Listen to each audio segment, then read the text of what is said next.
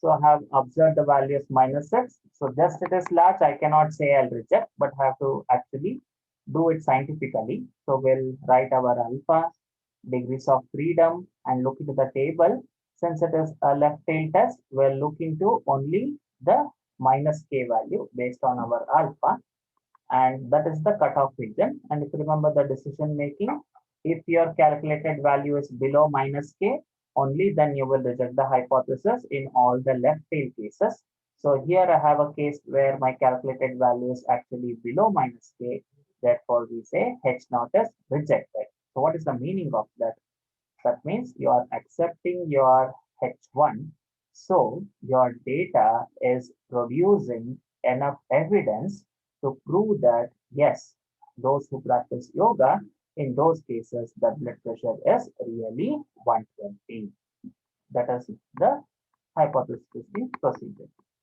Now let me answer your question how to get this stable value. As said, the table values are already been given in the tables. So as we have normal tables, we have our Z tables. This is our normal table. And then we have T table. So you can look into page number 431 while referring any particular problem under that particular T test. So here you have all the table values for Z test as well as T test and chi-square test, which we will be talking in the coming class.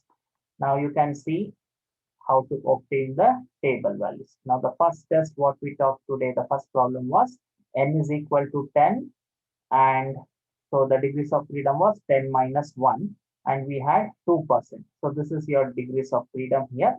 So I have to see what is the table value at 9 degrees of freedom. And the first test what we did is a two-tail test, and there we fixed our alpha as 5%. So that's why we have taken k as minus 2.26 and plus 2.26. Now since the t is symmetric, they'll only give you positive values. You have to write the negative values in case of two-tail test.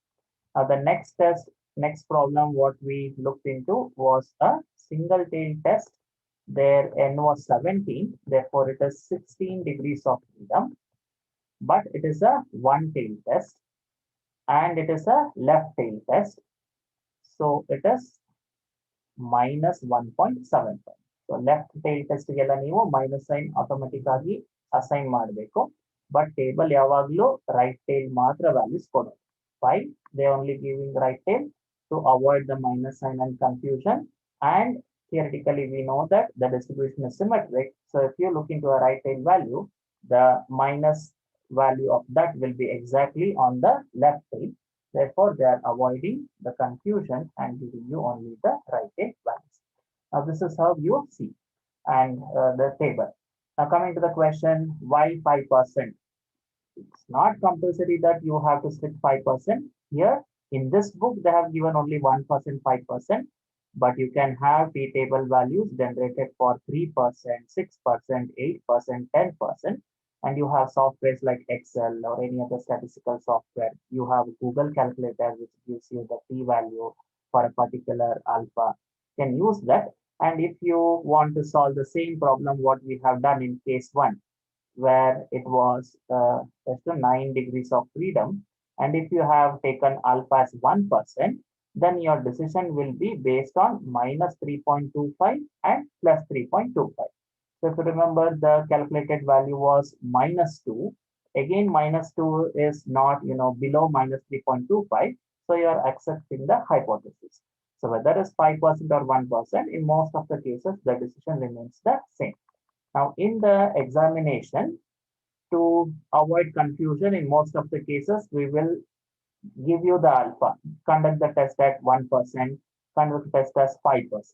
But in almost all the problems, we will not give you this. We would like to test you the knowledge of alpha and also the knowledge of selecting the table values.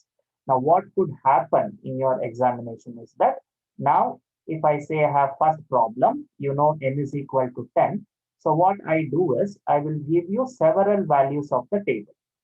So I could give you, now I know a two-tailed test. I say table value at 9 degrees of freedom at 5% is 2.26. Table value at 9 degrees of freedom, 1% level is 3.25.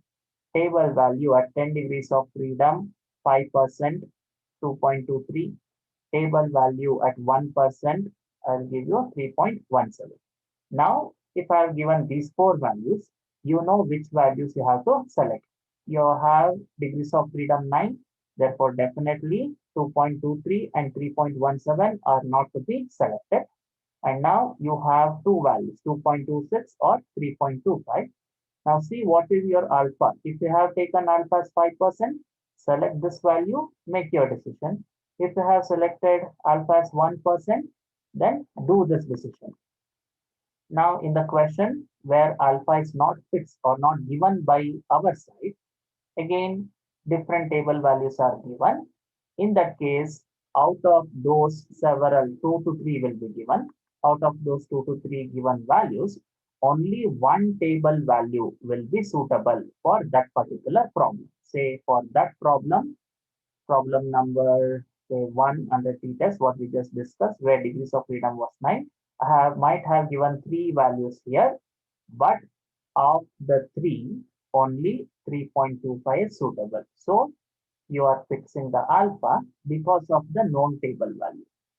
Okay, so this is how you can fix your alpha. Okay, so I'll end the discussion here for the day. So we have talked about 4 tests. So please look into the procedure of all the 4 tests and the problem on T. Now, when it comes to a one-tailed test, as said, we'll be doing alpha by 2. So it should be actually 2.5% and 1%. But since the PU students have a tendency to forget it, the computation of alpha by 2, we have actually given here 1% and 5%, but the values are actually reflecting 5 by 2% and 1 by 2%. So we have given it for alpha and not for alpha by 2. So if alpha is 5 and if you are taking a two-tailed test, naturally it will be for alpha by 2. So students have a tendency not to compute alpha by 2. So hence, in order to support and make them score good marks, we have given the table at 1 and 5% only. But you have to be careful. So your T given will be like say 0.05. That indicates a 5%. So if you are talking about alpha 0.05, then you have to take this table value. If you're talking about a two-tailed test by fixing alpha as 5%, then you have to see the table value which has alpha 0.025.